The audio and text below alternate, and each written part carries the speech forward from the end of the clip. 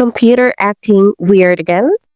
Before you call tech support, let me show you some quick fixes you can do yourself in minutes. So, let's troubleshoot like a pro.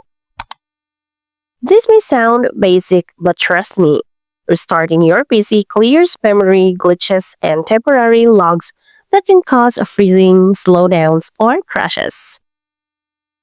Use desktop cleanup on Windows. Just search for it, select the drive, and clean temporary files and system files. These can free up space and speed things up. Another thing is if your browser is slow, run a speed test. Restart your router or switch to a wired connection if needed. Sometimes it's not your PC, it's your Wi-Fi. Next, use Windows Security or a free antivirus tool. Viruses or unwanted software often cause performance issues. Next, open Task Manager. Go to Start App tab and disable unnecessary apps that launch with Windows. And of course, make sure Windows drivers and even your apps are up to date. Outdated software can cause glitches.